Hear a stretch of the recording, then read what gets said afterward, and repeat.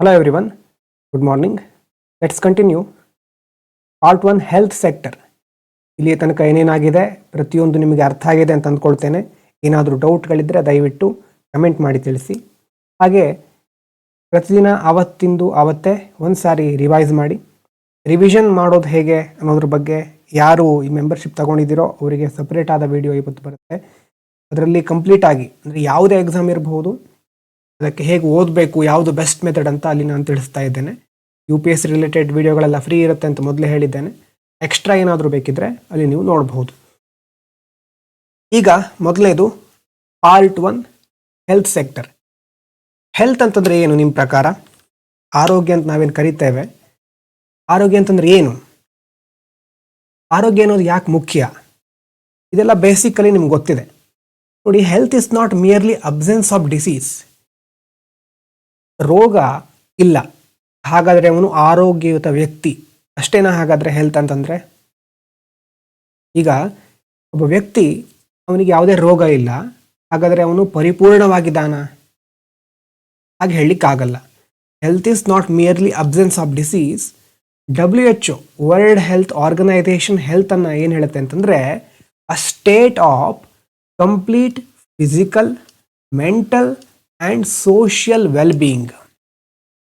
Physical, ದೈಹಿಕವಾಗಿ ಯಾವುದೇ ಸಮಸ್ಯೆ ಇರಬಾರ್ದು, ಮಾನಸಿಕವಾಗಿ ಮೆಂಟಲ್ ಯಾವುದೇ ಸಮಸ್ಯೆ ಇರಬಾರ್ದು, ಸೋಷಿಯಲ್ ಸಾಮಾಜಿಕವಾಗಿಯೂ ಯಾವುದೇ ರೀತಿ ತೊಂದರೆಗಳಿರಬಾರ್ದು.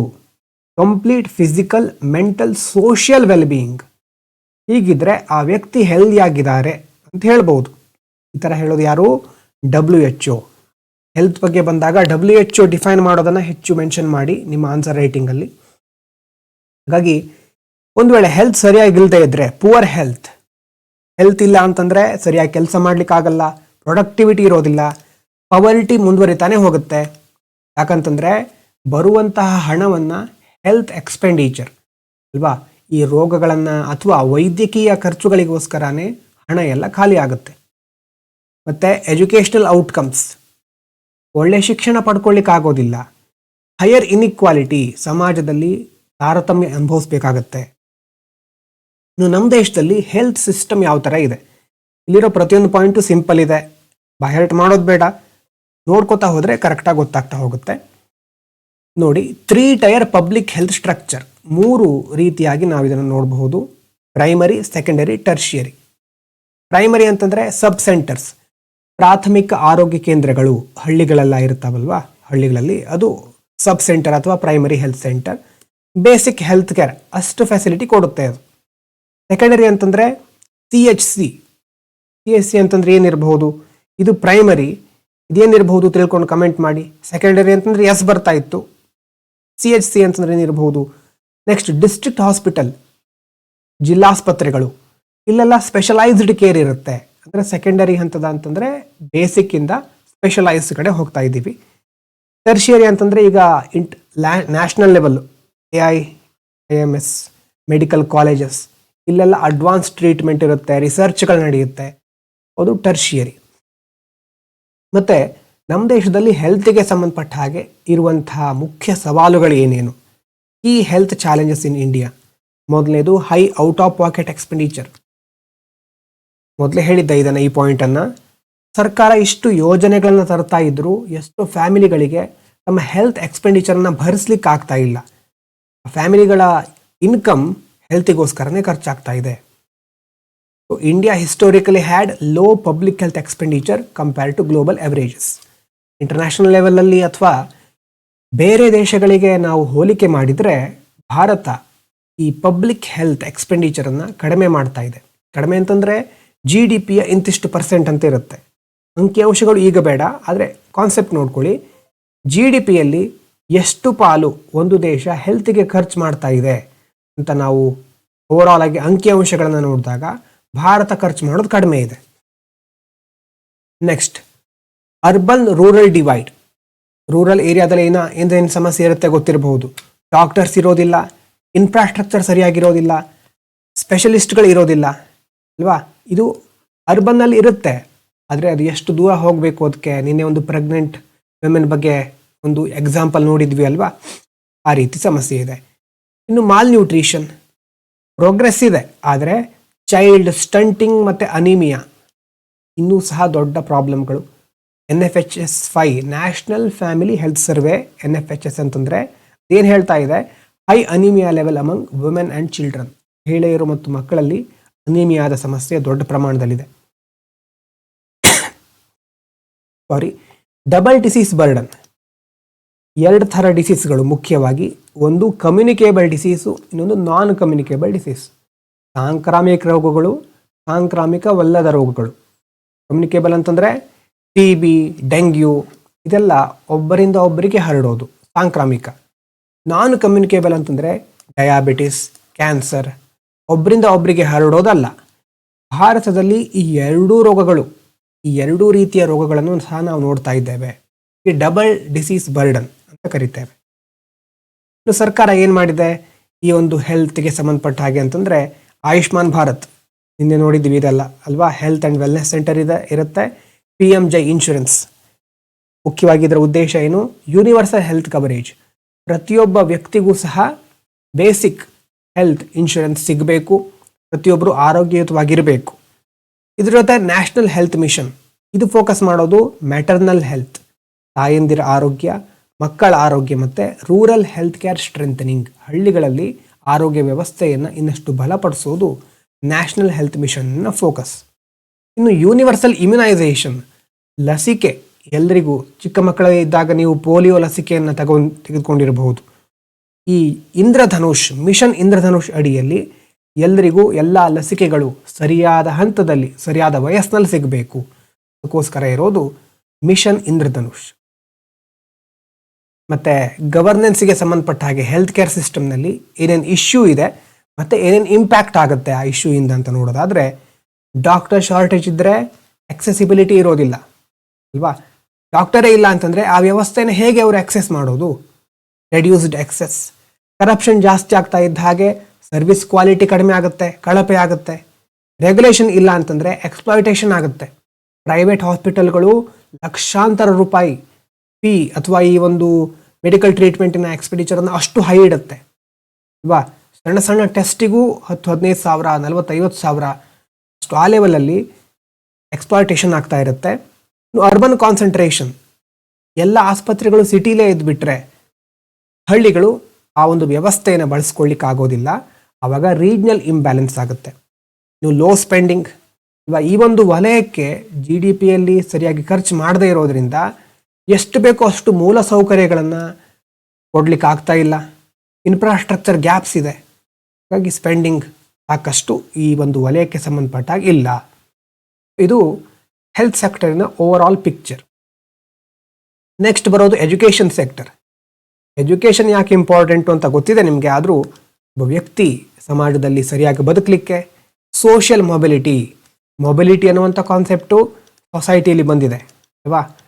ಯಾವ ಒಂದು ಸ್ತರದಲ್ಲಿ ನಾವಿದ್ದೇವೆ ಆ ಹಂತವನ್ನು ಮೀರಿ ಇನ್ನೂ ದೊಡ್ಡ ಹಂತಕ್ಕೆ ತಲುಪಲಿಕ್ಕೆ ನಮಗೆ ಎಜುಕೇಷನ್ ಹೆಲ್ಪ್ ಮಾಡುತ್ತೆ. ಡೆಮಾಕ್ರೆಟಿಕ್ ಪಾರ್ಟಿಸಿಪೇಷನ್, ನಮ್ಮ ಹಕ್ಕುಗಳು, ಕರ್ತವ್ಯಗಳು ಮತ್ತು ನಾವೇನು ಮಾಡಬೇಕು ಒಂದು ನಾಗರಿಕರಾಗಿ ಅಂತ ಗೊತ್ತಿದ್ದಾಗ, ಶಿಕ್ಷಣವನ್ನು ಪಡೆದಾಗ ಸರಿಯಾದ ರೀತಿಯಲ್ಲಿ ನಾವು ಈ ಪ್ರಜಾಪ್ರಭುತ್ವ ವ್ಯವಸ್ಥೆಯಲ್ಲಿ ಭಾಗವಹಿಸ್ತೇವೆ.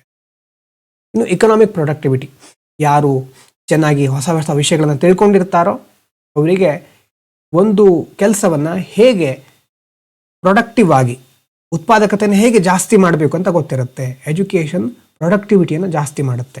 ಮತ್ತು ನಿನ್ನೆ ಹೇಳಿದ್ವಿ ಅಲ್ವಾ, it breaks intergenerational poverty, ತಲಾಂತರದಿಂದ ಬಂದಂತಹ ಬಡತನವನ್ನು ನಿರ್ಮೂಲನೆ ಮಾಡಲಿಕ್ಕೆ ಎಜುಕೇಷನ್ ಹೆಲ್ಪ್ ಮಾಡುತ್ತೆ.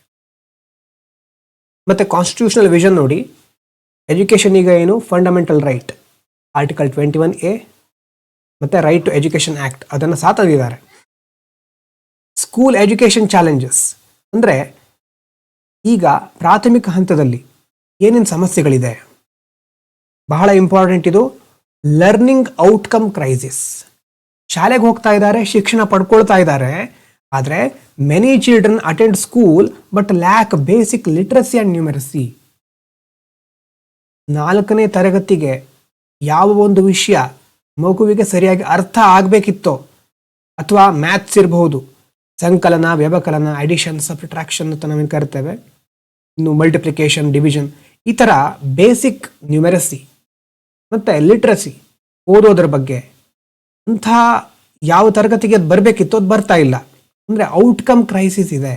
ಅಸರ್ ರಿಪೋರ್ಟ್, ಅಸರ್ ಸರ್ವೆ ಬಹಳ ಇಂಪಾರ್ಟೆಂಟು. ಮುಂದೆ ನೋಡೋಣ ಆನ್ಸರ್ ರೈಟಿಂಗಲ್ಲಿ ಅದನ್ನು ಮೆನ್ಷನ್ ಹೇಗೆ ಮಾಡೋದು ಅಂತ ಹೇಳ್ತೇನೆ. ASER reports repeatedly highlighted this issue. ಒಂದು ನಿಮಿಷ, ಎಸ್ ಕೇಳಿಸ್ತಾ ಇರ್ಬೋದು ಅಂದ್ಕೊಂಡಿದ್ದೇನೆ, ಯಾವುದೇ ಇಶ್ಯೂ ಇಲ್ಲ ಅಲ್ವಾ? Yes, ASER reports repeatedly highlights this. ಈ ಇಶ್ಯೂವನ್ನು ಅಸರ್ ರಿಪೋರ್ಟಲ್ಲಿ ಪದೇ ಪದೇ ನಾವು ನೋಡ್ತಾ ಇದ್ದೇವೆ. ಬೇರೆ ಬೇರೆ NGOಗಳು ಈ ಒಂದು ವಿಷಯದ ಬಗ್ಗೆ ಅವಾಗ ಸ್ಟಡಿ ಮಾಡ್ತಾನೆ ಇರುತ್ತೆ, ರಿಪೋರ್ಟ್ಗಳನ್ನು ಬಿಡುಗಡೆ ಮಾಡ್ತಾನೆ ಇರುತ್ತೆ. ಹಾಗಾಗಿ ಲರ್ನಿಂಗ್ ಔಟ್ಕಮ್ ಕ್ರೈಸಿಸ್ ಇದೆ ನಮ್ಮ ದೇಶದಲ್ಲಿ. ಇನ್ನೊಂದೇನು, ಡ್ರಾಪ್ ಔಟ್ ರೇಟ್ಸ್. ಬಡತನ ಇರುತ್ತೆ, ಬಡತನದಿಂದಾಗಿ 10ನೇ ತರಗತಿ ಮುಗಿಸಿರ್ತಾರೆ, ಮುಂದೆ ಎಜುಕೇಷನ್ ಕಂಟಿನ್ಯೂ ಮಾಡಬೇಕು ಅಂತಂದರೆ ಒಂದು ಫೀಸ್ ಜಾಸ್ತಿ ಇರುತ್ತೆ, ಇನ್ನೊಂದು ಮನೆಯಲ್ಲಿ ಬಡತನ ಇರೋದರಿಂದ ಬೇರೆ ಕಡೆ ದುಡಿಲಿಕ್ಕೆ ಹೋದರೆ ಏನಾದರೂ ಒಂದು ಮನೆಗೆ ಆಧಾರ ಸಿಗಬಹುದು ಅಂತ ಕಾಲೇಜ್ ಇರಬಹುದು, ಸ್ಕೂಲನ್ನು ಡ್ರಾಪ್ ಔಟ್ ಮಾಡಿಬಿಡ್ತಾರೆ. ಪವರ್ಟಿ, ಇನ್ನು ಚೈಲ್ಡ್ ಲೇಬರ್ ಸಮಸ್ಯೆ, ಜೆಂಡರ್ ಬ್ಯಾರಿಯರ್ಸ್ಗಳು ಅಲ್ವಾ?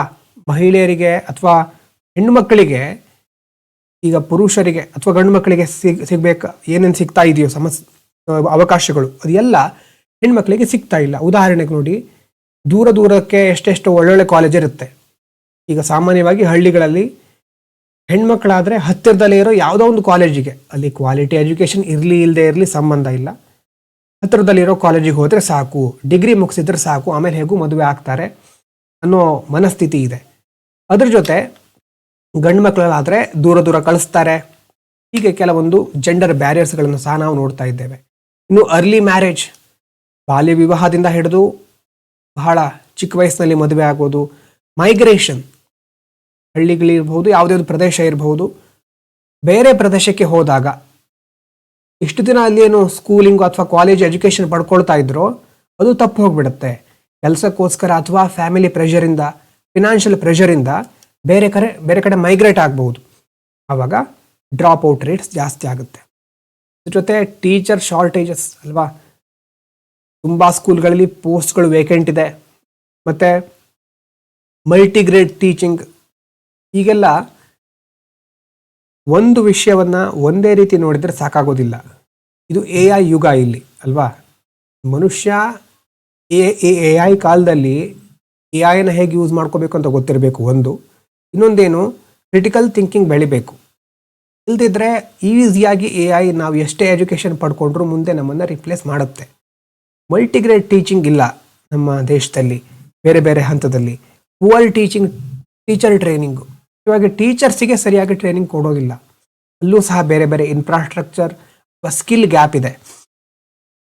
ಇದ್ರ ಜೊತೆ digital divide, online education Covid ಟೈಮ್ನಲ್ಲಿ ದೊಡ್ಡ ಪ್ರಮಾಣದಲ್ಲಿ ನಾವು ನೋಡಿದ್ದೇವೆ.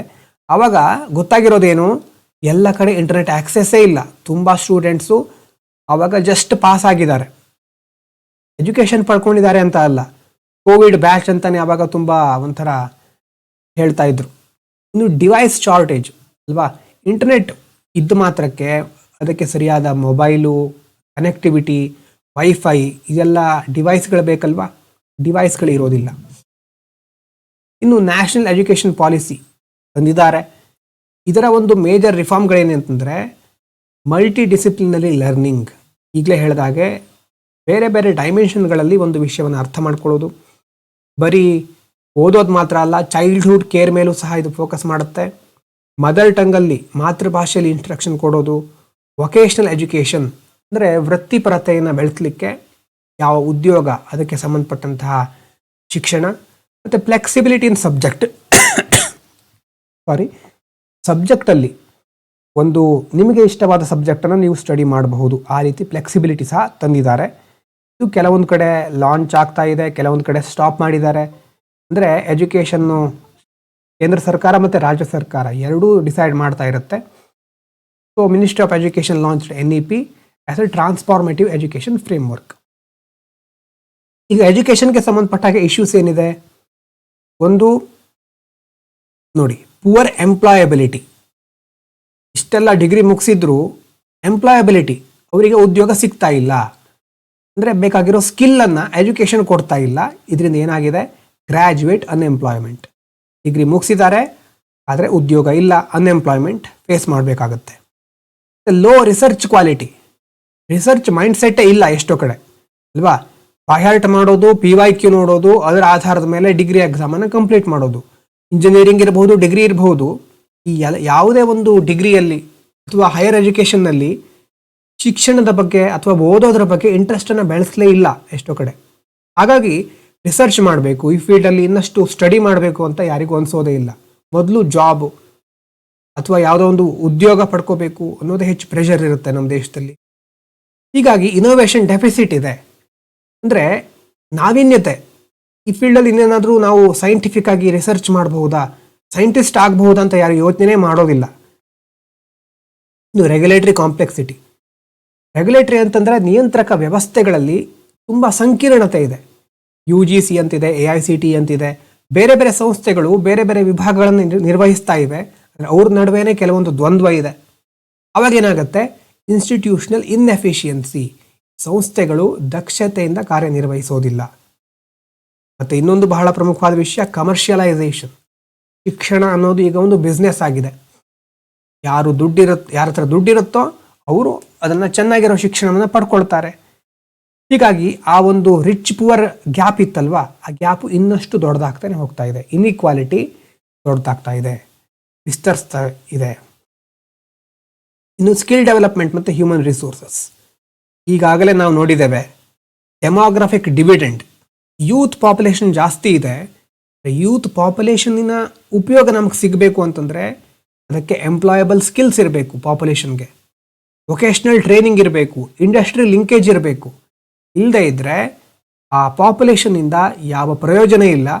ಅದರ ಬದಲು ನಾವು ಹೇಳ್ತೀವಲ್ವ, ಉಪಕಾರಕ್ಕಿಂತ ಉಪದ್ರವನೇ ಜಾಸ್ತಿ ಆಗಿಬಿಡುತ್ತೆ. ಇನ್ನು ಮೇಜರ್ ಸ್ಕಿಲ್ ಇನಿಷಿಯೇಟಿವ್ಸ್ ಸರ್ಕಾರ ಏನು ಮಾಡಿದೆ ಹಾಗಾದರೆ, ಸ್ಕಿಲ್ ಇಂಡಿಯಾ ಮಿಷನ್ ಅಂತ ತಂದಿದೆ. ಅಂದರೆ ಎಲ್ರಿಗೂ ಸ್ಕಿಲ್ಲನ್ನು ಕೊಡೋದು, ಎಂಪ್ಲಾಯಬಿಲಿಟಿಯನ್ನು ಜಾಸ್ತಿ ಮಾಡೋದು. ಅಂದರೆ ಸ್ಕಿಲ್ ಪಡ್ಕೊಂಡು ಅವರು ಒಂದು ಉದ್ಯೋಗವನ್ನು ಪಡ್ಕೊಳ್ಳಿಕ್ಕೆ ಅರ್ಹರಾಗಿರಬೇಕು. ಇನ್ನು ಪ್ರಧಾನಮಂತ್ರಿ Kaushal Vikas Yojana, short term training ಕೊಡ್ತಾರೆ. ಡಿಜಿಟಲ್ ಇಂಡಿಯಾ ಮೂಲಕ ಎಲ್ಲರಿಗೂ ಡಿಜಿಟಲ್ ಟೂಲ್ಸ್ಗಳನ್ನು ಹೇಗೆ ಯೂಸ್ ಮಾಡೋದು, ಆ ಡಿಜಿಟಲ್ ಲಿಟ್ರಸಿಯನ್ನು ಕೊಡೋದು. ಸ್ಟಾರ್ಟಪ್ ಇಂಡಿಯಾ ಬಂದಿರೋದು ಆಂಟ್ರಪ್ರಿನರ್ಶಿಪ್, ಉದ್ಯಮಶೀಲತೆಯನ್ನು ಹೆಚ್ಚಿಸಲಿಕ್ಕೆ. ಸೊ ಎಜುಕೇಷನ್ ಆಯಿತು, ಫಸ್ಟು ಹೆಲ್ತ್ ಆಯಿತು, ಆಮೇಲೆ ಎಜುಕೇಷನ್ ಆಯಿತು. ಇದಾದಮೇಲೆ next human resource. Human resource ಅನ್ನೋವಂಥ ಕಾನ್ಸೆಪ್ಟು NCERT ಎಕಾನಮಿಯಲ್ಲಿ ಬಂದಿತ್ತು ಅಲ್ವಾ. Human resource development means developing people's skills, creativity, productivity, leadership potential. ಮಾನವ ಸಂಪನ್ಮೂಲ ಆಗೋದು ಯಾವಾಗ, ಇವಾಗ ಮಾನವ ಸಂಪನ್ಮೂಲ ಅಂತ ಹೇಳ್ತೇವೆ. ಮಾನವರಾಗಿರೋರು ಒಂದು ಸಂಪನ್ಮೂಲ ಅಂತ ಕರೆಸ್ಕೊಳ್ಳೋದು ಯಾವಾಗ, ಅವ್ರ ಹತ್ರ ಸ್ಕಿಲ್ ಇರಬೇಕು, ಕ್ರಿಯೇಟಿವಿಟಿ ಇರಬೇಕು, ಪ್ರೊಡಕ್ಟಿವಿಟಿ ಹೆಚ್ಚಿರಬೇಕು. ಪ್ರೊಡಕ್ಟಿವಿಟಿಗೆ ಹೆಲ್ತ್ ಇರಬೇಕು ಮೊದಲು, ಮತ್ತು ಲೀಡರ್ಶಿಪ್ ಪೊಟೆನ್ಷಿಯಲ್ ಇರಬೇಕು. ಹಾಗಾಗಿ ಆವಾಗ ಎಜುಕೇಷನ್ ಪಡ್ಕೊಂಡಿರೋದು ಇಕನಾಮಿಕ್ ಡೆವಲಪ್ಮೆಂಟಿಗೆ ಹೆಲ್ಪ್ ಆಗುತ್ತೆ. ಆಗ ಅಂತಹ ವ್ಯಕ್ತಿಗಳನ್ನು ಹ್ಯೂಮನ್ ರಿಸೋರ್ಸ್ ಅಂತ ಕರಿಬಹುದು. ಹಾಗೆ ಹೆಲ್ತ್, ಎಜುಕೇಷನ್, ಎಂಪ್ಲಾಯ್ಮೆಂಟ್, ಇದು ಮೂರು ಇಂಟರ್ ಕನೆಕ್ಷನ್ ನೋಡಿ ಕರೆಕ್ಟಾಗಿ ಹೇಗೆ ಒಂದಕ್ಕೊಂದು ಅವಲಂಬಿತ ಹಾಕ್ಕೊಂಡಿದೆ. ಗುಡ್ ಹೆಲ್ತ್, ಸರಿಯಾಗಿ ಹೆಲ್ತ್ ಇದ್ದರೆ ಚೆನ್ನಾಗಿ ಕಲಿಬಹುದು ಒಂದು ವಿಷಯವನ್ನು. ಒಳ್ಳೆ ರೀತಿ ಕಲಿತ್ರೆ ಸ್ಕಿಲ್ಸ್ ಜಾಸ್ತಿ ಆಗುತ್ತೆ. ಸ್ಕಿಲ್ಲನ್ನು ನೀವು ಎಫಿಷಿಯೆಂಟಾಗಿ ಯೂಸ್ ಮಾಡಬಹುದು. ಸ್ಕಿಲ್ ಇದ್ದವರಿಗೆ ಎಂಪ್ಲಾಯ್ಮೆಂಟ್ ಸಿಗುತ್ತೆ, ಅಂದರೆ ಉದ್ಯೋಗ ಸಿಗುತ್ತೆ. ಎಂಪ್ಲಾಯ್ಮೆಂಟ್ ಇದ್ದರೆ ಹೈಯರ್ ಇನ್ಕಮ್ ಹೆಚ್ಚಾಗ್ತಾ ಇದ್ದ ಹಾಗೆ ಲಿವಿಂಗ್ ಸ್ಟ್ಯಾಂಡರ್ಡ್ ಇಂಪ್ರೂವ್ ಆಗ್ತಾ ಹೋಗುತ್ತೆ. ಹೆಲ್ತ್, ಎಜುಕೇಷನ್, ಎಂಪ್ಲಾಯ್ಮೆಂಟ್ ಒಂದಕ್ಕೊಂದು ಪರಸ್ಪರ ಸಂಬಂಧವನ್ನು ಹೊಂದಿರೋದು. ಇನ್ನು ಗವರ್ನೆನ್ಸ್ ಡೈಮೆನ್ಷನ್ ನೋಡಿ, ಡಿಸೆಂಟ್ರಲೈಸೇಷನ್, ವಿಕೇಂದ್ರೀಕರಣ ಅಂತ ನಾವು ಕರಿತೇವೆ. ಏನು ವಿಕೇಂದ್ರೀಕರಣ ಅಂತಂದರೆ ಎಲ್ಲವನ್ನ ಸೆಂಟ್ರ್ ಮೂಲಕ ಮಾಡ್ತಾ ಇರೋದಲ್ಲ. ಡಿಸೆಂಟ್ರಲೈಸೇಷನ್ ಅಂತಂದರೆ ಅಲ್ಲಿ ಪ್ರತಿಯೊಂದು ಸ್ಥಳೀಯ ಮಟ್ಟದಲ್ಲೂ ಸಹ ಅವುಗಳ ಒಂದು ಬೇಡಿಕೆ, ಅವಶ್ಯಕತೆಯನ್ನು ನೋಡಿಕೊಂಡು ಆ ಮೂಲಕ ಕ್ರಮವನ್ನು ಕೈಗೊಳ್ಳೋದು. ಲೋಕಲ್ ಗೌರ್ಮೆಂಟ್ ಏನು ಹೆಲ್ಪ್ ಮಾಡುತ್ತೆ ಅಂತಂದರೆ ಯಾರಿಗೆ ನೀಡಿದೆ ಮತ್ತು ಸರ್ವಿಸ್ಗಳನ್ನು ಹೇಗೆ ಇಲ್ಲಿ ಇಂಪ್ಲಿಮೆಂಟ್ ಮಾಡ್ತಾ ಇದ್ದಾರೆ ಮಾನಿಟರ್ ಮಾಡಬಹುದು, ಅಕೌಂಟೆಬಿಲಿಟಿ ಇಂಪ್ರೂವ್ ಮಾಡಬಹುದು. ಹಾಗಾಗಿ ಲೋಕಲ್ ಗೌರ್ಮೆಂಟ್ಗಳ ಪಾತ್ರ ಬಹಳ ಪ್ರಮುಖವಾಗಿರುತ್ತೆ. ಟೆಕ್ನಾಲಜಿ, ಈ ಹಂತದಲ್ಲಿ ನಾವು ಟೆಕ್ನಾಲಜಿಯನ್ನು ಯೂಸ್ ಮಾಡಿಕೊಂಡ್ರೆ ಡಿಜಿಟಲ್ ಹೆಲ್ತ್ ರೆಕಾರ್ಡ್, ದೀಕ್ಷಾ ಪ್ಲ್ಯಾಟ್ಫಾರ್ಮ್, ಇದು ನಿಮಗೆ ಹೋಮ್ವರ್ಕು. ದೀಕ್ಷಾ ಪ್ಲ್ಯಾಟ್ಫಾರ್ಮ್ ಏನು ಮಾಡುತ್ತೆ, ಯಾವ ಉದ್ದೇಶಕ್ಕೋಸ್ಕರ ಇರೋದು ಚೆಕ್ ಮಾಡಿ. ಟೆಲಿಮೆಡಿಸಿನ್ ಅಂತಂದರೆ ಕೋವಿಡ್ ಟೈಮ್ನಲ್ಲಿ ಹೆಚ್ಚು ನಾವು ನೋಡಿದ್ದೇವೆ ಇದನ್ನು. ಆವಾಗ ಒಂದು ಡಾಕ್ಟ್ರನ್ನು ಆನ್ಲೈನ್ ಥ್ರೂ ಕನೆಕ್ಟ್ ಮಾಡಬಹುದಿತ್ತು. ಅವ್ರು ಈಗಲೂ ಸಹ ಇದೆ, ಈಗಲೂ ಆ ಒಂದು ಫೆಸಿಲಿಟಿ ಇದೆ. ಸಾರಿ, ಟೆಲಿಮೆಡಿಸಿನ್ ಅಂತಂದರೆ ಡಾಕ್ಟ್ರನ್ನ ಇಂಟರ್ನೆಟ್ ಥ್ರೂ ಕನೆಕ್ಟ್ ಮಾಡ್ಕೊಳ್ತೀರಿ. ಅವರು ನಿಮ್ಮನ್ನು ಆ ಒಂದು ರೋಗದ ಗುಣಲಕ್ಷಣಗಳನ್ನು ಕೇಳ್ತಾರೆ, ಔಷಧಿಗಳನ್ನು ಸಜೆಸ್ಟ್ ಮಾಡ್ತಾರೆ. ಇನ್ನು ಆನ್ಲೈನ್ ಲರ್ನಿಂಗ್, ಎಲ್ಲ ಕಡೆ ಟೆಕ್ನಾಲಜಿ ಬಹಳ ಪ್ರಮುಖ ಪಾತ್ರವನ್ನು ವಹಿಸುತ್ತೆ. ಈ ಹಂತದಲ್ಲೇ ಪಬ್ಲಿಕ್ ಮತ್ತು ಪ್ರೈವೇಟ್ ಇದು ಎರಡರ ನಡುವೆ ಏನು ಒಂದು ಡಿಫರೆನ್ಸು ಮತ್ತು ಆ ಡಿಬೇಟನ್ನು ನೋಡೋದಾದರೆ, ಪಬ್ಲಿಕ್ ಸೆಕ್ಟರ್ ಅಂತಂದರೆ ಇಕ್ವಿಟಿ ಓರಿಯೆಂಟೆಡ್ ಅಲ್ವಾ. ನಿನ್ನೆ ನೋಡಿದ್ವಿ ಒಂದು ಸಾರಿ, ಯೂನಿವರ್ಸಲ್, ಎಲ್ರಿಗೂ ಸಿಗಬೇಕು, ಎಲ್ರಿಗೂ ಸಮಾನ ಅವಕಾಶಗಳು ದೊರೆಯಬೇಕು ಅನ್ನೋದು ಪಬ್ಲಿಕ್ ಸೆಕ್ಟರ್. ಮತ್ತು ಫೋಕಸ್ ಮಾಡೋದು ಯಾವುದ್ರ ಮೇಲೆ? ಅಫೋರ್ಡೆಬಲ್, ಎಲ್ರಿಗೂ ಸಿಗಬೇಕು, ಬರೀ ಸಿಗೋದು ಮಾತ್ರ ಅಲ್ಲ, ಕೈಗೆಟುಕುವ ದರದಲ್ಲಿ. ಎಲ್ಲರೂ ತಮ್ಮ ಹತ್ರ ಎಷ್ಟು ಹಣ ಇರುತ್ತೋ ಅಷ್ಟೇ ಹಣದಲ್ಲಿ ಒಳ್ಳೆ ಸೇವೆಗಳನ್ನು ಪಡ್ಕೋಬೇಕು, ಅಫೋರ್ಡೆಬಲ್ ಆಗಿರಬೇಕು, ರೀಚ್ ತುಂಬ ವೈಡರ್ ಆಗಿರಬೇಕು, ಮತ್ತು ರಿಸೋರ್ಸ್ ಕನ್ಸ್ಟ್ರೆಂಟ್ ಇರುತ್ತೆ ಇಲ್ಲಿ. ಅಂದರೆ ಸರ್ಕಾರದ ಹತ್ರ ಹಣ ಸಂಪನ್ಮೂಲ ಹೇರಳವಾಗಿರೋದಿಲ್ಲ, ಇರುವಂತಹದ್ದನ್ನೇ ಸಮರ್ಪಕವಾಗಿ ಯೂಸ್ ಮಾಡಬೇಕಾಗತ್ತೆ. ಹಾಗಾಗಿ ರಿಸೋರ್ಸ್ ಕನ್ಸ್ಟೆಂಟ್ ಇರುತ್ತೆ. ಇದು ಪಬ್ಲಿಕ್ ಸೆಕ್ಟರ್. ಪ್ರೈವೇಟ್ ಸೆಕ್ಟರ್ ಯಾವುದ್ರ ಮೇಲೆ ಫೋಕಸ್ ಮಾಡುತ್ತೆ? ಎಫಿಷಿಯನ್ಸಿ ಮೇಲೆ, ಅಂತಂದರೆ ದಕ್ಷತೆ ಇಂಪಾರ್ಟೆಂಟ್, ಮತ್ತು ಪ್ರಾಫಿಟ್ ಮೋಟಿವ್ ಇರುತ್ತೆ ಅಲ್ವಾ. ಯಾವತ್ತೂ ಲಾಭವನ್ನು ಉದ್ದೇಶವಾಗಿ ಇಟ್ಕೊಂಡಿರ್ತಾರೆ. ಎಕ್ಸ್ಪೆನ್ಸಿವ್, ಪ್ರಾಫಿಟ್ ಬೇಕು ಅಂತಂದಮೇಲೆ ಅವರು ಜಾಸ್ತಿ ಅದಕ್ಕೆ ಹಣವನ್ನು ಇಟ್ಟಿರ್ತಾರೆ, ಎಕ್ಸ್ಪೆನ್ಸಿವ್ ಆಗುತ್ತೆ. ಎಲ್ರಿಗೂ ಅಫೋರ್ಡೆಬಲ್ ಆಗಿರೋದಿಲ್ಲ. ಮತ್ತು ಇನ್ಫ್ರಾಸ್ಟ್ರಕ್ಚರ್, ಇಲ್ಲಿ ಮುಖ್ಯವಾಗಿ ಮೂಲ ಸೌಕರ್ಯಗಳನ್ನು ಇನ್ನಷ್ಟು ಎಫಿಷಿಯೆಂಟ್ ಆಗಿ ಬೆಟರ್ ಆಗಿ ನಿರ್ವಹಿಸಲಿಕ್ಕೆ ಅವರು ಫೋಕಸ್ ಮಾಡ್ತಾ ಇರ್ತಾರೆ. ಹಾಗಾಗಿ ನಾವು ಮುಖ್ಯವಾಗಿ ಬ್ಯಾಲೆನ್ಸ್ಡ್ ಪಾರ್ಟ್ನರ್ಶಿಪ್ಪನ್ನು ಕನ್ಸಿಡರ್ ಮಾಡಬೇಕಾಗತ್ತೆ. ಪಬ್ಲಿಕ್ ಪ್ರೈವೇಟ್ ಪಾರ್ಟ್ನರ್ಶಿಪ್ ಅಂತ ಒಂದು ಕಾನ್ಸೆಪ್ಟ್ ಬರುತ್ತೆ ಎಕಾನಮಿಯಲ್ಲಿ ಮುಂದೆ. ಅಂದರೆ ಖಾಸಗಿ ಮತ್ತು ಈ ಒಂದು ಸಾರ್ವಜನಿಕ ವಲಯ ಎರಡೂ ಸಹಭಾಗಿತ್ವದ ಮೂಲಕ ಸೇವೆಗಳನ್ನು ಸಮರ್ಪಕವಾಗಿ ಒದಗಿಸೋದು. ಆ ಒಂದು ಬ್ಯಾಲೆನ್ಸ್ಡ್ ಪಾರ್ಟ್ನರ್ಶಿಪ್ ಬಹಳ ಇಂಪಾರ್ಟೆಂಟ್. ಮತ್ತು ಕಾನ್ಸ್ಟಿಟ್ಯೂಷನ್ ಏನು ಹೇಳುತ್ತೆ? ಮೊದಲೇ ಹೇಳಿದ ಹಾಗೆ ಆರ್ಟಿಕಲ್ಗಳನ್ನು ಪಾಲಿಟಿಯಲ್ಲಿ ಡಿಸ್ಕಸ್ ಮಾಡ್ತೇವೆ, ಆದರೂ ಒಂದು ಸಾರಿ ನೋಡ್ಕೊಳ್ಳಿ. ಆರ್ಟಿಕಲ್ 21 ನಮಗೆ ರೈಟ್ ಟು ಲೈಫ್ ಕೊಟ್ಟರೆ, 21A right to education, 39EF ಅದರಲ್ಲಿ ಚೈಲ್ಡ್ ಡೆವಲಪ್ಮೆಂಟ್ ಮೇಲೆ ಮುಖ್ಯವಾಗಿ ಕನ್ಸಿಡರ್ ಮಾಡ್ತಾರೆ ಆ ಒಂದು ಪಾಯಿಂಟನ್ನು. 41 right to education and public assistance, 45 early childhood care, 47 public health improvement. ಅಂದರೆ ಈಗ ನೀವು ನೋಡ್ಕೋಬೇಕಾಗಿರೋದೇನು, ಸಂವಿಧಾನದಲ್ಲಿ ಇದಕ್ಕೆ ಸಂಬಂಧಪಟ್ಟ ವಿಧಿಗಳಿದೆ, ಸಂವಿಧಾನ ಇಂತಹ ಪ್ರೊವಿಷನ್ಗಳನ್ನು ಇಟ್ಟಿದೆ ಅನ್ನೋದು ಮುಖ್ಯವಾಗಿ ನಾವಿಲ್ಲಿ ನೋಡಬಹುದು. ಇದಕ್ಕೆ ಸಂಬಂಧಪಟ್ಟಂಥ ಮೇಜರ್ ಲಾಸ್ಗಳು ಯಾವುದಿದೆ? RTE, ಎಲಿಮೆಂಟರಿ ಎಜುಕೇಷನ್ ನೆನಪಾಗ್ತಾ ಇದೆಯಾ? 6ರಿಂದ 14 ವರ್ಷದೊಳಗಿನ ಎಲ್ಲ ಮಕ್ಕಳು ಕಡ್ಡಾಯ ಶಿಕ್ಷಣವನ್ನು ಪಡಿಲೇಬೇಕು. ನ್ಯಾಷನಲ್ ಮೆಡಿಕಲ್ ಕಮಿಷನ್ ಆ್ಯಕ್ಟ್ ಮೂಲಕ ಮೆಡಿಕಲ್ ಎಜುಕೇಷನಲ್ಲಿ ರಿಫಾರ್ಮ್ಗಳನ್ನು ತರ್ತಾ ಇದ್ದಾರೆ. ಮತ್ತು ಮೆಂಟಲ್ ಹೆಲ್ತ್ ಕೇರ್ ಆ್ಯಕ್ಟ್, ಇದು ಮೆಂಟಲ್ ಹೆಲ್ತ್ ರೈಟ್, ಬರೀ ದೈಹಿಕ ಆರೋಗ್ಯ ಅಲ್ಲ, ಮಾನಸಿಕ ಆರೋಗ್ಯ ಸಹ ಬಹಳ important. Food safety and standards act, ಇದು ನ್ಯೂಟ್ರಿಷನ್ ಮತ್ತು ಫುಡ್ ಸೇಫ್ಟಿ ಮೇಲೆ ಫೋಕಸ್ ಮಾಡುತ್ತೆ. ಮತ್ತು ಯಾವ್ಯಾವ ಇನ್ಸ್ಟಿಟ್ಯೂಷನ್ಗಳನ್ನು ನಾವು ನೋಡಬಹುದು? ನೀತಿ ಆಯೋಗ, ನಿನ್ನೆ ಸಹ ನೋಡಿದ್ವಿ ಮೊದಲು. ಪಾಲಿಸಿ ಕೋಆರ್ಡಿನೇಷನ್, ರಾಜ್ಯ ಕೇಂದ್ರ ಸರ್ಕಾರಗಳನ್ನು ಪರಸ್ಪರ ಸಮನ್ವಯಗೊಳಿಸಿ ಪಾಲಿಸಿಯನ್ನು ಜಾರಿಗೆ ತರೋದು ಮತ್ತು ಹೇಗೆ ಎಫಿಷಿಯೆಂಟಾಗಿ ನಾವು ಅದನ್ನು ತರೋದು, ಅದರ ಮೇಲೆ ನೀತಿ ಆಯೋಗ ಫೋಕಸ್ ಮಾಡುತ್ತೆ. UGC ಇರೋದು ಹೈಯರ್ ಎಜುಕೇಷನ್ ರೆಗ್ಯುಲೇಷನಿಗೆ, NCERT ಕರಿಕ್ಯುಲಮ್ ಡೆವಲಪ್ಮೆಂಟಿಗೋಸ್ಕರ ಇರೋದು, ಪಠ್ಯಕ್ರಮ ಡೆವಲಪ್ ಮಾಡಲಿಕ್ಕೆ, NMC ಮೆಡಿಕಲ್ ಎಜುಕೇಷನ್ಗೆ ಸಂಬಂಧಪಟ್ಟಿದ್ದು, AICTE ಟೆಕ್ನಿಕಲ್ ಎಜುಕೇಷನ್, ಇಂಜಿನಿಯರಿಂಗ್ ಆ ರೀತಿಯಾದಂಥ ಫೀಲ್ಡಿಗೆ. ಇಂಟರ್ನ್ಯಾಷನಲ್ ಲೆವೆಲಲ್ಲಿ SDG 3 ಸಸ್ಟೈನಬಲ್ ಡೆವಲಪ್ಮೆಂಟ್ ಗೋಲ್ ಗೊತ್ತಿದೆ, ಇದು ಆಲ್ರೆಡಿ ಬಂದಿರೋದು. ಗುಡ್ ಹೆಲ್ತ್ 4 ಇರೋದು ಕ್ವಾಲಿಟಿ ಎಜುಕೇಷನ್ಗೆ ಸಂಬಂಧಪಟ್ಟಿರೋದು. SDG 8 ಡೀಸೆಂಟ್ ವರ್ಕಿಗೆ ಸಂಬಂಧಪಟ್ಟಿರೋದು. ಮತ್ತು ಹಾಗಾದರೆ ಇದರಲ್ಲಿ ಸಹ ಇಶ್ಯೂಸ್ಗಳಿದೆ ಅಲ್ವಾ? ಏನೇನು ಸಮಸ್ಯೆ, ಚಾಲೆಂಜು, ಇಶ್ಯೂಸ್ ಅಥವಾ ಕ್ರಿಟಿಸಿಸಮ್ ಏನಿದೆ ಅಂತಂದರೆ, India social sector expenditure remains lower than many developed nations. ನಮ್ಮ ದೇಶದಲ್ಲಿ ಸಾಮಾಜಿಕ ವಲಯಗಳಿಗೆ ಸಂಬಂಧಪಟ್ಟ ಹಾಗೆ ಸರ್ಕಾರ ಸಾಕಷ್ಟು ಖರ್ಚು ಮಾಡ್ತಾ ಇಲ್ಲ. ಹೀಗಾಗಿನೇ ಇನ್ಫ್ರಾಸ್ಟ್ರಕ್ಚರ್ ವೀಕ್ ಆಗಿದೆ, ಶಾರ್ಟೇಜಸ್ ಇದೆ, ಕ್ವಾಲಿಟಿ ಡೆಫಿಸಿಟ್ ಇದೆ, ಸರಿಯಾದ ಗುಣಮಟ್ಟದಲ್ಲಿ ಸೇವೆಗಳು ದೊರೀತಾ ಇಲ್ಲ. ಮತ್ತು ರೀಜನಲ್ ಇನ್ಇಕ್ವಾಲಿಟಿ ಅಲ್ವಾ? States differ sharply in literacy, health care access, nutrition outcomes. ದಕ್ಷಿಣ ಭಾರತ, ಉತ್ತರ ಭಾರತ ಅಥವಾ ಯಾವುದೇ ರಾಜ್ಯಗಳನ್ನು ಕನ್ಸಿಡರ್ ಮಾಡಿದರೆ, ಒಂದು ರಾಜ್ಯ ಮುಂದುವರಿತಾ ಇರುತ್ತೆ, ಇನ್ನೊಂದು ರಾಜ್ಯ ಹಿಂದುಳಿದಿರುತ್ತೆ. ಅಂದರೆ ಅಲ್ಲಿ ಡಿಫ್ರೆನ್ಸ್ ಇದೆ. ಅದು ಲಿಟ್ರಸಿ, ಎಜುಕೇಷನ್, ಸಾಕ್ಷರತೆಯಲ್ಲಾಗಿರಬಹುದು, ಹೆಲ್ತ್ ಕೇರ್ ಸಿಸ್ಟಮ್ ಅಥವಾ ನ್ಯೂಟ್ರಿಷನ್ ಔಟ್ಕಮ್ಸ್ ಯಾವುದರಲ್ಲಿ ಆಗಿರಬಹುದು. ಕೇರಳ ಮತ್ತು ಬಿಮಾರು ಸ್ಟೇಟ್ಸ್, ಬಿಮಾರು ಅಂತಂದರೆ ಬಿಹಾರ್, ನಾರ್ತ್, ಉತ್ತರ ಪ್ರದೇಶ್, ಆ ಒಂದು ಮಧ್ಯಪ್ರದೇಶ್, ಆ ಭಾಗದ ರಾಜ್ಯಗಳು. ಕೇರಳ ಮುಂದುವರಿತಾ ಇದ್ದರೆ ಕೆಲವೊಂದು ವಿಷಯಗಳಲ್ಲಿ ಬಿಮಾರು ರಾಜ್ಯಗಳು ಹಿಂದುಳಿತಾ ಇವೆ. ಅಂದರೆ ಕೇರಳದಲ್ಲಿ ವಯಸ್ಸಾದವರ ಸಂಖ್ಯೆ ಜಾಸ್ತಿ ಇದೆ, ಇಲ್ಲಿ ಬಿಮಾರು ರಾಜ್ಯಗಳಲ್ಲಿ ಯೂತ್ ಪಾಪ್ಯುಲೇಷನ್ ಜಾಸ್ತಿ ಇದೆ. ಆ ಒಂದು ವಿಷಯವನ್ನು ಮೊದಲು ನೋಡಿದ್ವಿ ಅಲ್ವಾ ನಾವು ಸೊಸೈಟಿಯಲ್ಲಿ, ನೆನ್ಪು ಮಾಡ್ಕೊಳ್ಳಿ. ಗವರ್ನೆನ್ಸ್ ಡೆಫಿಸಿಟ್, ಗವರ್ನೆನ್ಸ್ಗೆ ಸಂಬಂಧಪಟ್ಟ ಹಾಗೆ ಏನೇನು ಸಮಸ್ಯೆ? ಕರಪ್ಷನ್. ಗವರ್ನೆನ್ಸ್ ಅಂತಂದರೆ ಆಡಳಿತ, ಆಡಳಿತದಲ್ಲಿ ಬರುವ ಸಮಸ್ಯೆಗಳು ಕರಪ್ಷನ್, ಅಬ್ಸೆಂಟೀಸಮ್. ಈ ಶಬ್ದವನ್ನು ತಿಳ್ಕೊಳ್ಳಿ ನೋಡೋಣ. ಅಬ್ಸೆಂಟೀಸಮ್ ಅಂತಂದರೆ ಏನು? ನಾನಿಲ್ಲಿ ಹೇಳಿ ಮುಗಿಸ್ಬಹುದು, ಆದರೆ ನೀವೇ ಸರ್ಚ್ ಮಾಡಿ ಅರ್ಥ ಮಾಡಿಕೊಂಡು ಒಂದ್ಸಾರಿ ಅದನ್ನು ಬರೆದಿಟ್ಕೊಂಡ್ರೆ, ಅದರಲ್ಲೂ ಕನ್ನಡದವರು ಬರೆದಿಟ್ಕೊಂಡ್ರೆ ಬಹಳ ಒಳ್ಳೆಯದು. ಯಾಕಂದರೆ ಇಂಥ ಶಬ್ದಗಳೇ ಮೇನ್ಸಲ್ಲಿ ಆಮೇಲೆ ಅರ್ಥ ಆಗದೇ ಇದ್ದರೆ, ಕ್ವಶನ್ ಅರ್ಥ ಆಗದೇ ಇದ್ದರೆ ಏನಿದು ಅಂತ ಶಬ್ದದ ಮೇಲೆ ಫೋಕಸ್ ಹೋಗಿ ಇಡೀ ಆನ್ಸರ್ ನೆನಪಾಗೋದಿಲ್ಲ ಅಥವಾ ಬರಲಿಕ್ಕೆ ಆಗೋದಿಲ್ಲ. ಅಬ್ಸೆಂಟೀಸಮ್ ಅಂತಂದ್ರೆ ಏನು? ಏನಿರ್ಬೋದು? ಅಬ್ಸೆಂಟ್ ಅಂತ ಗೊತ್ತಿದೆ, ಅಬ್ಸೆಂಟ್ ಆಗೋದು ಅಂತ ನೋಡಿ. ಪುವರ್ ಮಾನಿಟರಿಂಗ್, ಇಲ್ಲಿ ತನಕ ಏನೇನು ಹೋಮ್ವರ್ಕ್ ಅಂತ ಕೊಟ್ಟಿದ್ದೇನೆ, ಮಿಡ್ಲ್ ಹೇಳ್ತಾ ಇದ್ದೇನೆ, ಅದನ್ನು ನೀವು ಮಾಡಲೇಬೇಕು. ಮಾಡ್ಕೊಂಡಂದರೆ ಅದನ್ನು ನೋಟ್ ಮಾಡಿ ಇಟ್ಕೊಳ್ಳಿ ಸೈಡಲ್ಲಿ, ಮತ್ತು ಆಮೇಲೆ ಕಮೆಂಟ್ ಸಹ ಮಾಡ್ಬೋದು, ಗ್ರೂಪಲ್ಲಿ ಸಹ ಹಾಕ್ಬೋದು. ನೆಕ್ಸ್ಟ್ ಪುವರ್ ಮಾನಿಟರಿಂಗ್ ಕರೆಕ್ಟ್ ಆಗ್ತಾ ಇಲ್ಲ ಅಂತಂದರೆ ಸರಿಯಾಗಿ ಮೇಲ್ವಿಚಾರಣೆ ನಡೀತಾ ಇಲ್ಲ. ಬ್ಯೂರೋಕ್ರಾಟಿಕ್ ಇನ್ಎಫಿಷಿಯನ್ಸಿ, ಅಧಿಕಾರಿಗಳು ಇಲ್ಲಿ ಎಫಿಷಿಯೆಂಟಾಗಿ ವರ್ಕ್ ಮಾಡ್ತಾ ಇಲ್ಲ.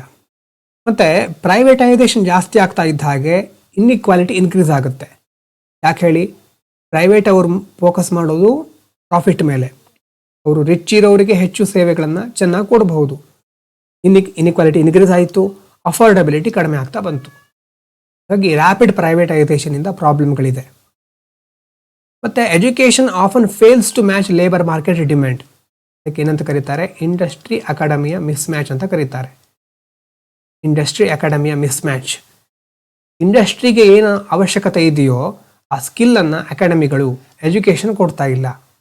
ಹಾಗಾಗಿ ಎಜುಕೇಟೆಡ್ ಅನ್ಎಂಪ್ಲಾಯ್ಮೆಂಟ್ ಅನ್ನೋದು ಅದರ ರಿಸಲ್ಟ್. ಮತ್ತು ಮಹಿಳೆಯರಿಗೆ ಸಂಬಂಧಪಟ್ಟ ಹಾಗೆ ಎಜುಕೇಷನ್, ಎಂಪ್ಲಾಯ್ಮೆಂಟ್, ಡಿಜಿಟಲ್ ಆಕ್ಸೆಸ್ ಎಲ್ಲ ಕ್ಷೇತ್ರಗಳಲ್ಲೂ ಒಂದು ಬ್ಯಾರಿಯರ್ ಇದೆ. ಎಲ್ಲವನ್ನ ಪುರುಷರ ಥರ ಮಹಿಳೆಯರು ಆಕ್ಸೆಸ್ ಮಾಡಲಿಕ್ಕೆ ಆಗ್ತಾ ಇಲ್ಲ. ಮತ್ತು ನಮ್ಮ ದೇಶದಲ್ಲಿ ಮೆಂಟಲ್ ಹೆಲ್ತನ್ನು ನೆಗ್ಲೆಕ್ಟ್ ಮಾಡ್ತಾ ಇದ್ದಾರೆ. ಅದರ ಬಗ್ಗೆ ಅವೇರ್ನೆಸ್ ಈಗೀಗ ನಿಧಾನವಾಗಿ ಮೂಡ್ತಾ ಇದೆ, ಆದರೂ ಅದು ಸಾಕಾಗೋದಿಲ್ಲ. ಇನ್ಫ್ರಾಸ್ಟ್ರಕ್ಚರ್ ಇನ್ನೂ ಸಹ ಇನ್ಅಡಿಕ್ವೇಟ್ ಆಗಿದೆ, ಸಮರ್ಪಕವಾಗಿ ಮೂಲಸೌಕರ್ಯಗಳು ಇಲ್ಲ. ಮತ್ತು ಅರ್ಬನ್ ಏರಿಯಾಗಳಲ್ಲಿ ಸ್ಕೂಲು, ಹಾಸ್ಪಿಟಲು, ಡಿಜಿಟಲ್ ಇನ್ಫ್ರಾಸ್ಟ್ರಕ್ಚರ್ ಎಲ್ಲ ಇದೆ ಚೆನ್ನಾಗಿ, ಆ ಒಂದು ವ್ಯವಸ್ಥೆ ರೂರಲ್ ಅವರಿಗೆ ಇಲ್ಲ. ಮತ್ತು ಆಯುಷ್ಮಾನ್ ಭಾರತ್ ಹೆಲ್ತಿಗೆ ಸಂಬಂಧಪಟ್ಟಿರೋದು, universal health protection, NHM national health mission, health ಇದು ಸಹ ಹೆಲ್ತ್ ಕೇರನ್ನು ಸ್ಟ್ರೆಂಥನ್ ಮಾಡಲಿಕ್ಕೆ. PM ಪೋಷಣ್ ಮೊದಲೇ ಬಂದಿದೆ, ಸಮಗ್ರ ಶಿಕ್ಷಣ ಸಹ ನೋಡಿದಿರಿ. PM ಇ-ವಿದ್ಯಾ ಡಿಜಿಟಲ್ ಲರ್ನಿಂಗ್ಗೋಸ್ಕರ ಇರೋದು, ಆಲ್ ಇನ್ ಎಜುಕೇಷನ್ ಮೇಲೆ ಫೋಕಸ್ ಮಾಡೋದು. ಸ್ಕಿಲ್ ಇಂಡಿಯಾ ಮೂಲಕ ಹ್ಯೂಮನ್ ರಿಸೋರ್ಸ್ ಡೆವಲಪ್ಮೆಂಟ್ ಮತ್ತು ಎಂಪ್ಲಾಯಬಿಲಿಟಿ ಇದನ್ನು ಹೆಚ್ಚು ಮಾಡ್ತಾ ಹೋಗೋದು.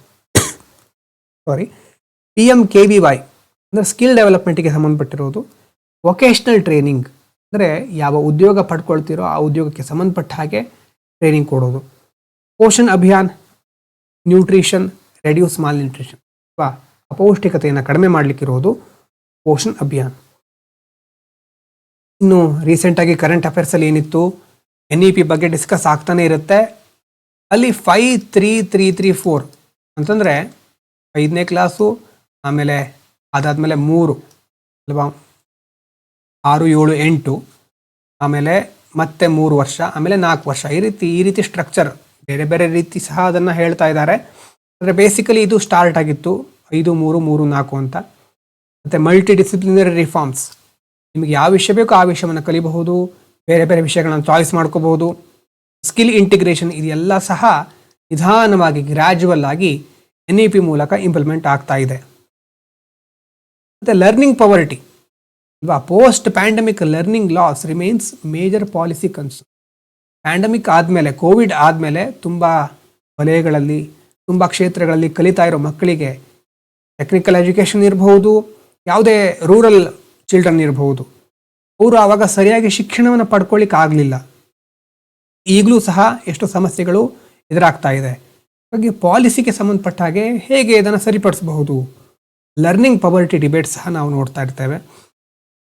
ಇನ್ನು ಡಿಜಿಟಲ್ ಪಬ್ಲಿಕ್ ಇನ್ಫ್ರಾಸ್ಟ್ರಕ್ಚರ್, ಇಂಡಿಯಾದಲ್ಲಿ ಈಗ ಆಯುಷ್ಮಾನ್ ಭಾರತ್ ಡಿಜಿಟಲ್ ಮಿಷನ್ ಅನ್ನು ತರ್ತಾ ಇದ್ದಾರೆ. ಹೆಲ್ತ್ ರೆಕಾರ್ಡ್ಗಳನ್ನು ಡಿಜಿಟಲೈಸೇಷನ್ ಮಾಡೋದು, ಟೆಲಿಮೆಡಿಸಿನ್ ಪ್ಲಾಟ್ಫಾರ್ಮ್ಗಳನ್ನು ಇಂಪ್ರೂವ್ ಮಾಡ್ತಾ ಹೋಗೋದು, ಇದು ನಾವು ಈಗೀಗ ಜಾಸ್ತಿ ನೋಡ್ತಾ ಇದ್ದೇವೆ. Human capital and growth, economic survey ಜಾಸ್ತಿ ಯಾವುದ್ರ ಮೇಲೆ ಎಂಫಸೈಸ್ ಮಾಡ್ತಾ ಇದೆ ಅಂತಂದರೆ ಎಜುಕೇಷನಲ್ ಕ್ವಾಲಿಟಿ ಹೆಚ್ಚಾಗಬೇಕು, ಸ್ಕಿಲ್ಲಿಂಗ್ ಇಂಪ್ರೂವ್ ಆಗಬೇಕು, ಹೆಲ್ತ್ ಕೇರ್ ಇನ್ವೆಸ್ಟ್ಮೆಂಟ್ ಇನ್ನೂ ಬರಬೇಕು. ಇದೆಲ್ಲ ಇದ್ದರೆ ಮಾತ್ರ ಲಾಂಗ್ ಟರ್ಮ್ ಗ್ರೋತನ್ನು ನಾವು ನೋಡಬಹುದು. ಇಲ್ಲದಿದ್ದರೆ ಒಂದು ವರ್ಷ ಎಲ್ಲ ವಲಯ ಸರಿಯಾಗಿ ನಡೀತಾ ಇರುತ್ತೆ, ಮಾರನೇ ವರ್ಷ ಸಡನ್ನಾಗಿ ಏನಾದರೂ ಡಿಸ್ರಪ್ಷನ್ ಆದರೆ ವಲಯಗಳು ಕುಸಿತ ಕಾಣುತ್ತೆ. ನೀವು ಕೆಲವೊಂದು ಅನಾಲಿಟಿಕಲ್ ಆಗಿ ಏನು ಥಿಂಕ್ ಮಾಡಬಹುದು ಅಥವಾ UPSCಗೆ ಸಂಬಂಧಪಟ್ಟ ಹಾಗೆ ಯಾವ್ಯಾವ ವಿಷಯ ಇದೆ ಅನಾಲಿಟಿಕಲ್ ಸೆಕ್ಷನನ್ನು ಮುಂದಿನ ವಿಡಿಯೋದಲ್ಲಿ ಡಿಸ್ಕಸ್ ಮಾಡೋಣ. Thank you so much.